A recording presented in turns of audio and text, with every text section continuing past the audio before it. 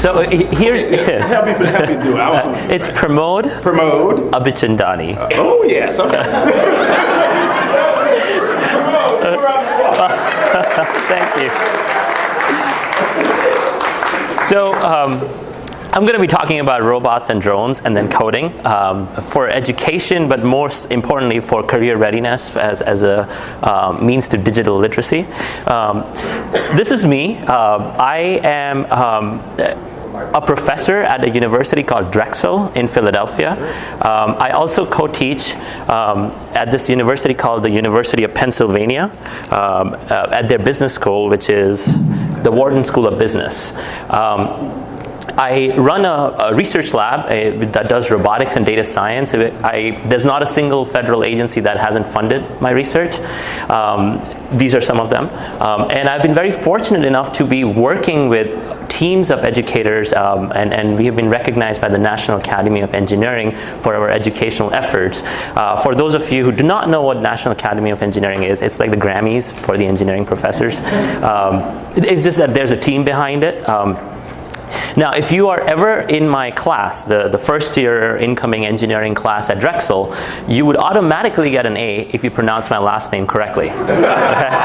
That's the first test. Okay, and believe it or not, most kids are shy. They just don't try. And I said, oh, there goes your chance. Now you better do your homework. But anyway, my name is Pramod Abichandani. Okay, now around 2.5 years ago, what happened was I was turning 30. I was doing relatively well. I'm still doing relatively well as a professor, but I was losing hair, and I had this existential crisis, which was like, oh my God, am I going to always be in a university for the rest of my life? Because that's what tenure-track professors do. On the other hand, there was this vast market that was opening up, which was robotics. Robotics, by the time your fourth graders, fifth graders are going to get out of school, the world is going to be a different place. There's going to be driverless cars, there's going to be drones in urban environments, there's going to be all sorts of robotics technologies assisting us. So I went to a bunch of freshmen, first-year engineering kids, and I said, hey guys, I'm thinking of starting up a company. Would you be interested? And they said, yes, let's do it. And I said, okay, let's start a company. The other option was my girlfriend back then, and now fiance, was pushing me to get married. So I said, let's start a company. Okay? So that gave me a few years, although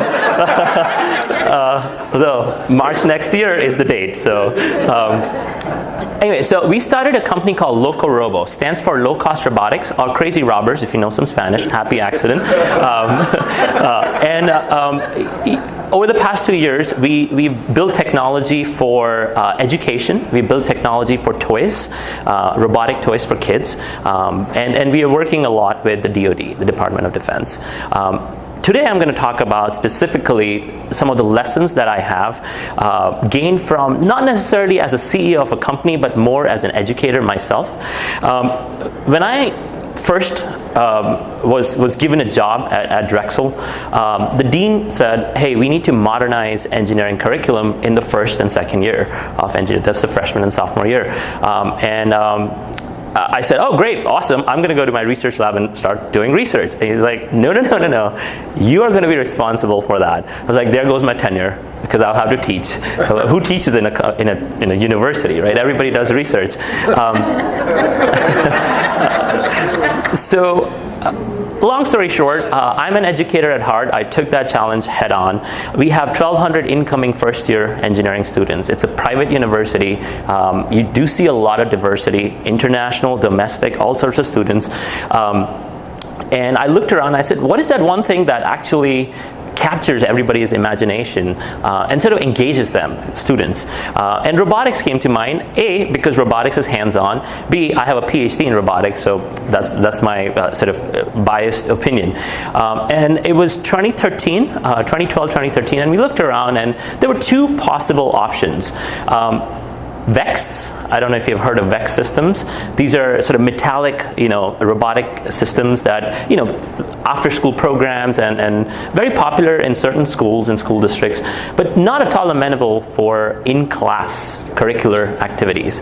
The other one was Legos. Lego has their kits, their codable kits, and so pretty much that year we spent a few $100,000 buying hundreds and hundreds of Lego kits because that was the only option. And with my colleagues, we ran some incredible curricula covering sensors and physics and statistics and coding.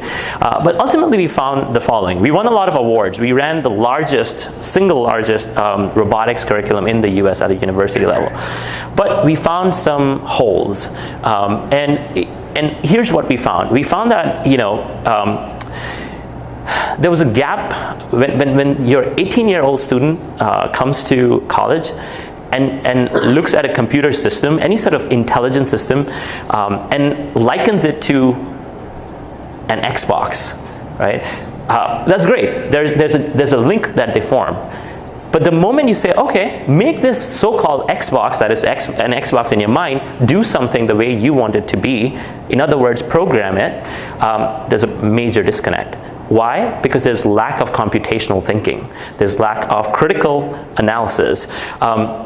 So that's the one thing that we found. And the second thing we found was, and this is something that is true about at least majority of the schools in the US and then several schools in Asia and Europe and Australia where we do a lot of work with them. You have 10 students, you put them in a room, and you say, okay, here's a Lego kit, a robotics kit, or a VEX kit, or some sort of a first robotics thing, right? 8 out of those 10 students are going to build. Those 2 nerdy kids are going to be the ones who say, oh, I'm going to code, I'm going to program, right? But in the age of digital design, in the age of 3D printing and laser cutting, building with Legos is almost simplistic. I love Legos. My fiance hates the fact that I have tons of Legos in my bedroom.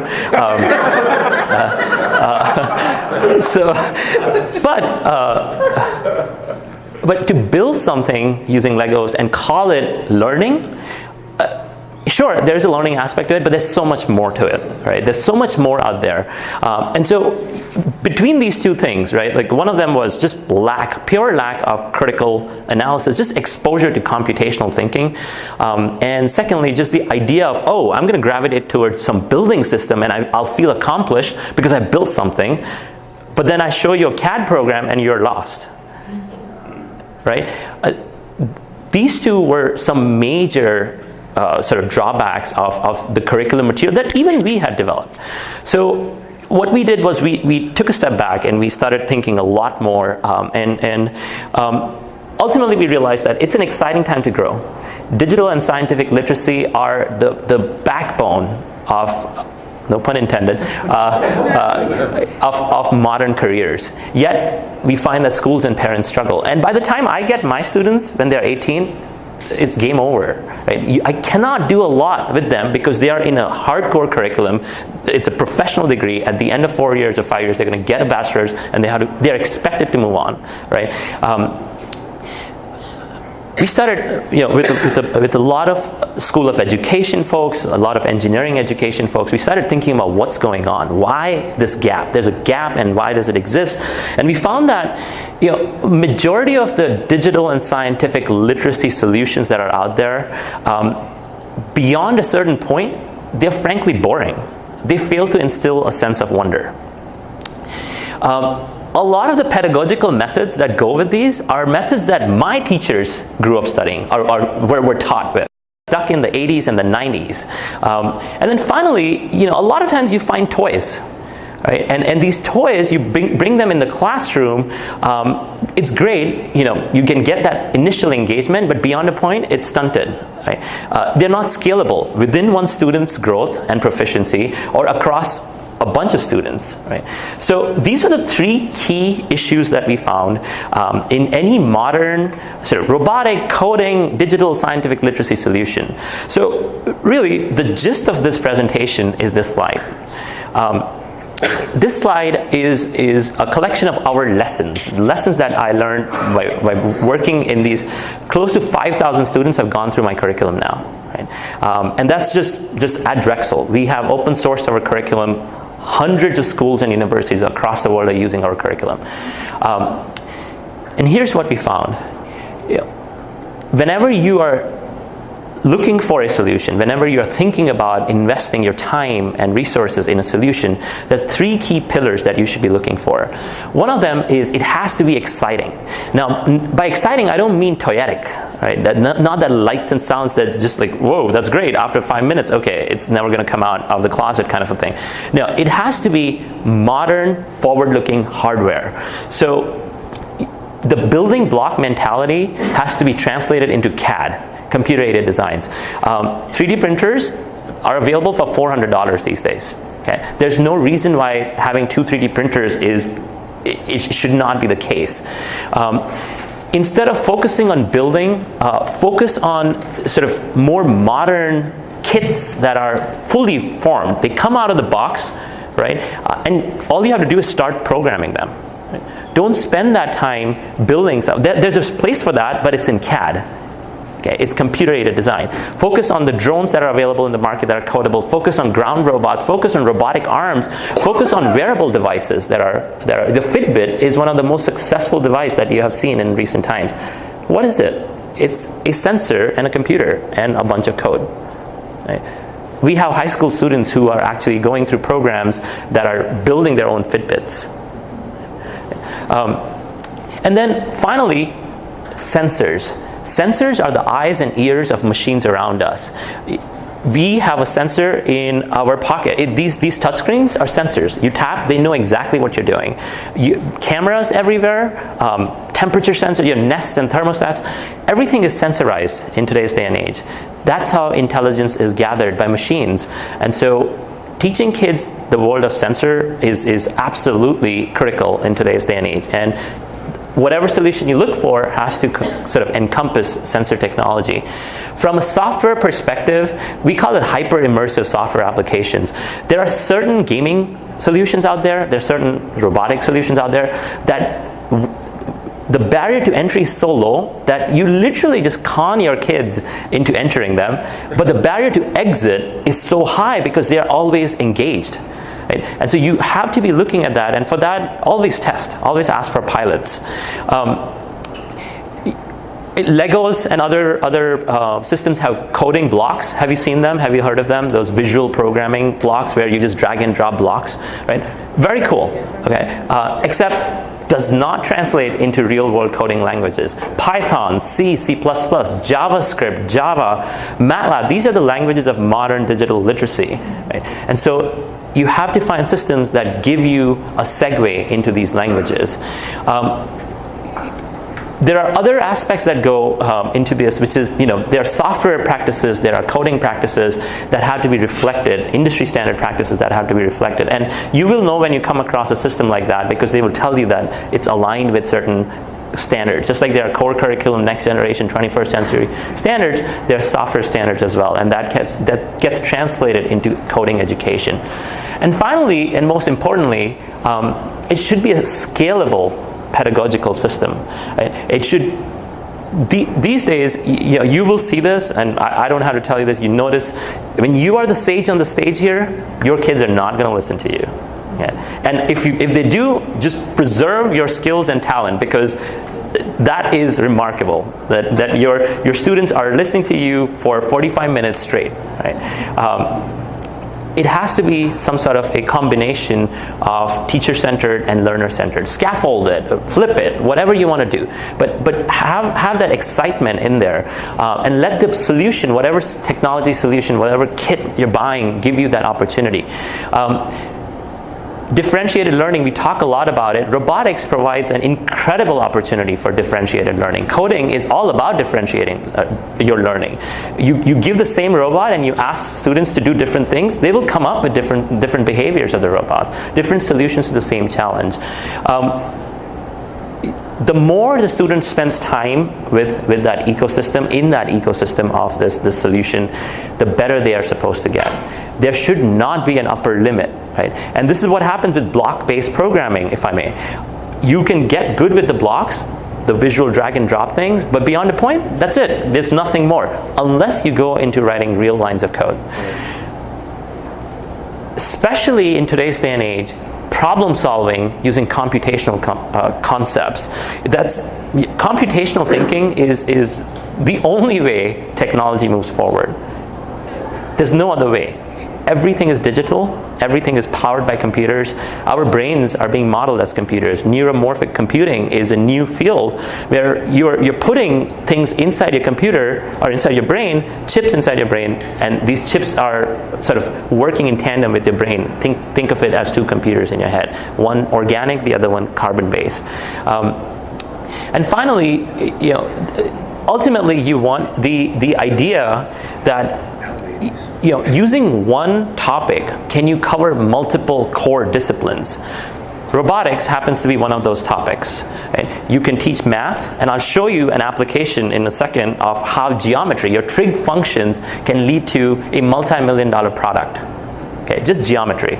Okay, physics is everywhere. These are physical objects that need to be controlled, and so physics is something that just comes as part of the package.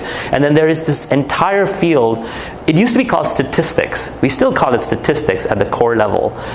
But now there's a whole science around data. It's called data science.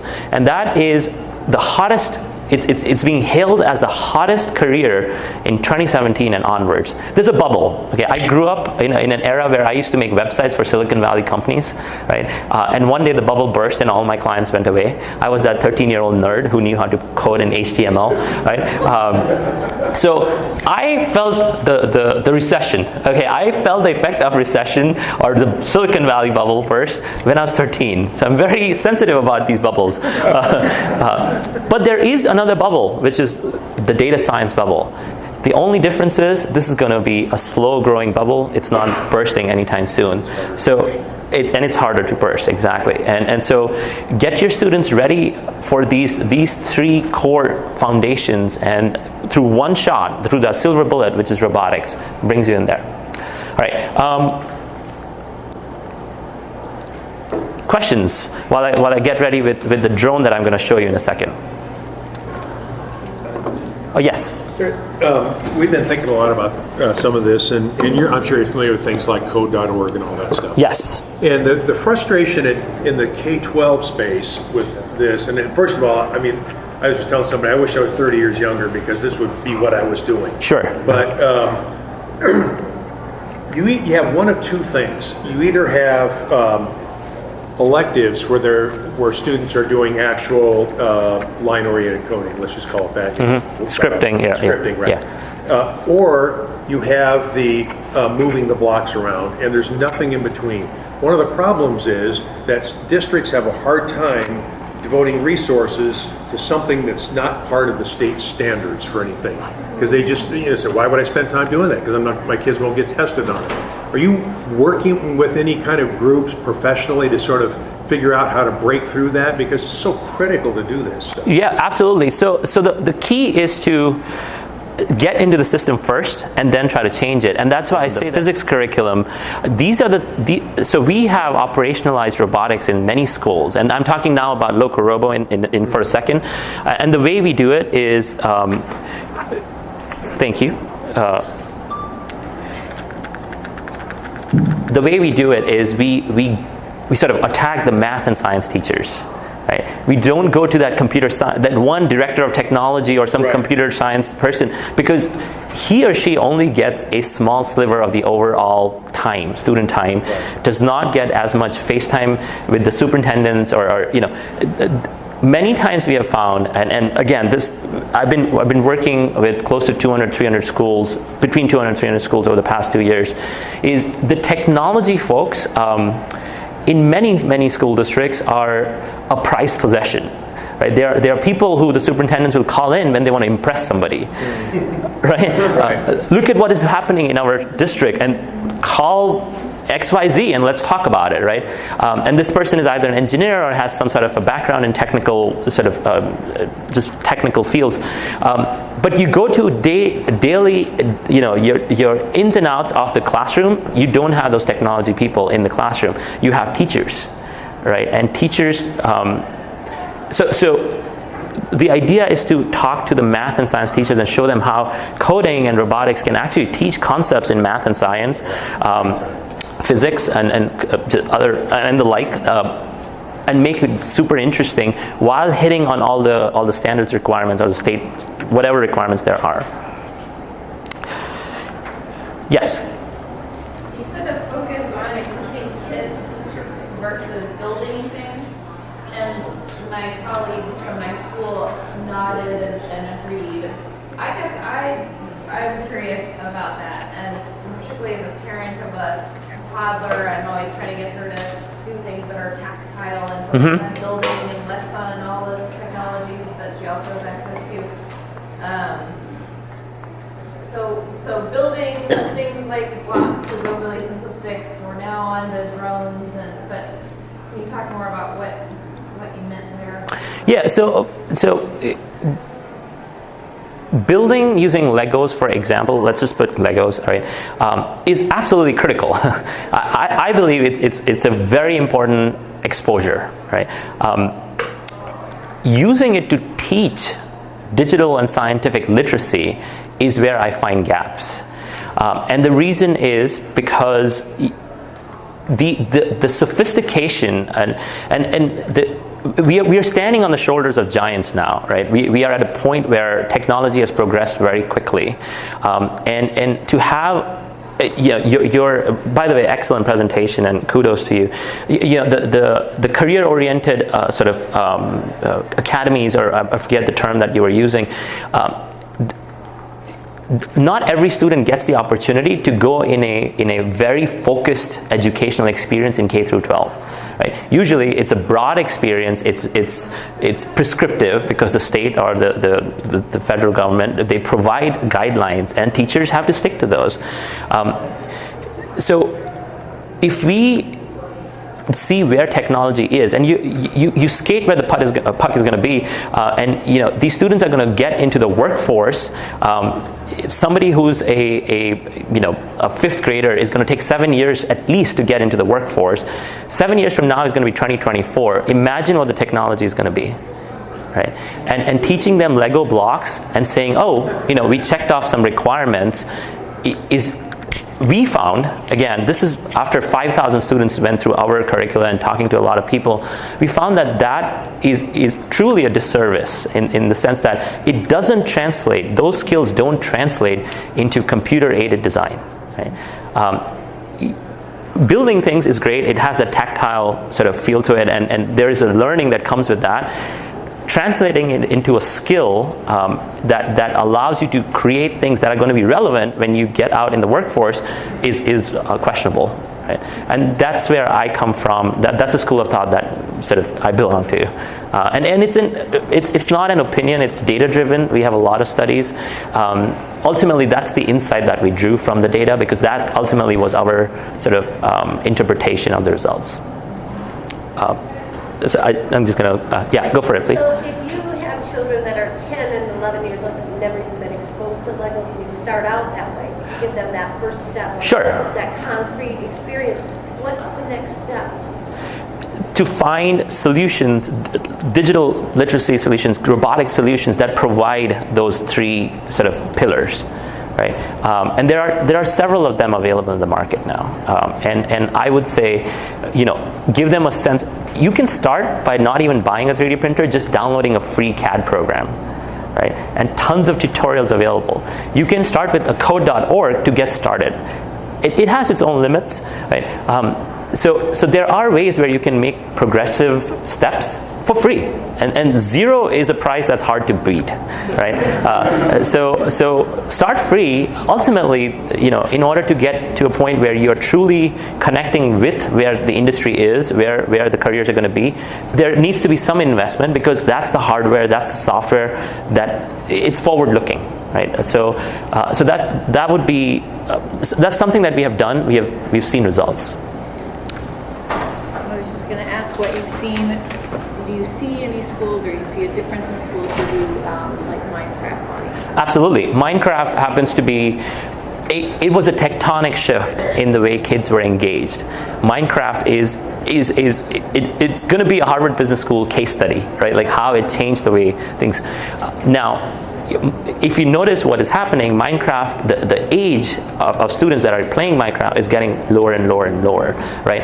And so the older kids, the reason why it's getting lower is getting simpler and simpler. The barrier to entry is really low now, right? But the barrier to there's a ceiling to it. You cannot go beyond a certain point. You're stuck in the Minecraft field, right? And that's why something like a sensor kit or some physical electronics and electromechanical hardware just provides an unlimited number of application ideas. And once you open it up, after a little bit of curriculum, exercise in the classroom, once you open up projects that are open-ended, that are learner-centered, you can see a lot of things come out. Just last example before I show you this thing. I had a student, a first-year engineering student at Drexel. She had never coded. She had never touched a piece of electronics. And at Drexel, we have quarters. We don't have semesters, so they're 10-week terms. And she went through my class. Her younger sister is autistic, and she decided to use an accelerometer, the same sensor, and you're going to see this here, that's in your tablets and in your phones, to create a wearable device where her sister loves to paint, right? But she has a hard time sort of translating a physical, like her visualization in her mind to a physical stroke of a brush. And so what she did was she created this wearable device which had an accelerometer, and she wrote code where it would be literally strokes in the air, and they would turn into digital images, right? And this is an 18-year-old student in her second term in engineering school, right? So these are the kind of things that are possible when you provide that foundation with the right technology and the right pedagogy. Okay, I think I've gone over my time. So let's see if I can. Thank you. Now, I have had, no worries, I've had terrible luck with getting demos right in the first time. We blew up $50,000 drones in front of the Navy, okay? So let's see if this works.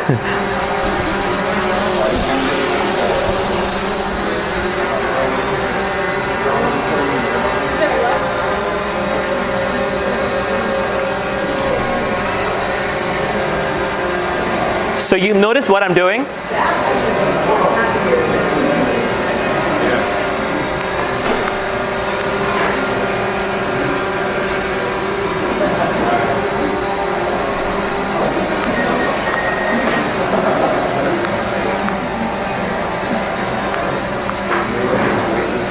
This is like a superpower.